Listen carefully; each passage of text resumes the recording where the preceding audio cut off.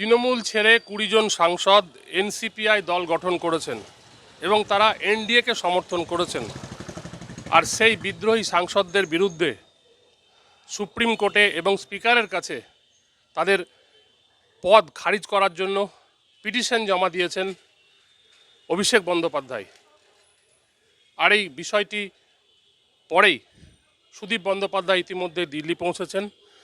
উল্টো দিকে মুর্শিদাবাদ লোকসভার সাংসদ আবু তাহের খান জানাচ্ছেন যে স্পিকারের বক্তব্যই শেষ কথা হবে, তারা মাথা পেতে নেবেন। তবে প্রধানমন্ত্রীর কাছে যাওয়ার কোনো দরকার নেই। যদিও মমতা বন্দ্যোপাধ্যায়ের ওপর তাদের আস্থা থাকলেও বৃত্তের বাইরে তিনি আসুন, সেটাই চাইছেন মুর্শিদাবাদ লোকসভার সাংসদ। চলুন আবু তাহের খান কি বলছেন আমরা শুনে নিই। আইনের পথেই এই পদগুলো করা হচ্ছে এবং আমরা যে কাজই করি না কেন, আমরা তো বারবারই বলেছি মমতা বন্দ্যোপাধ্যায়ের উপরে আমাদের আস্থা আছে।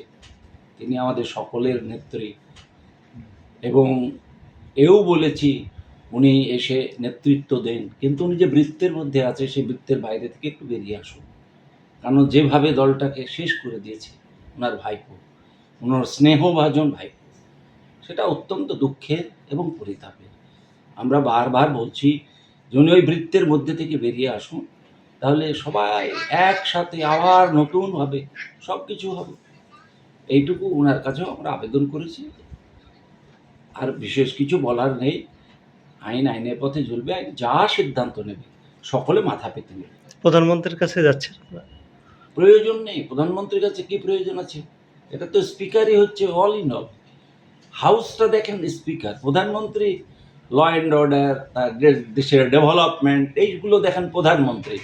এগুলো প্রধানমন্ত্রী দেখেন না, সমস্ত পাওয়ারটা স্পিকারের হাতে থাকে। তো স্পিকার যে সিদ্ধান্ত নেবে সবাই মাথা পেতে নেবে, কোনো অসুবিধা নেই। এখন এই বিদ্রোহী 20 জন সাংসদদের ভবিষ্যৎ কি? তাদের কি আদৌ সাংসদ পদ থাকবে?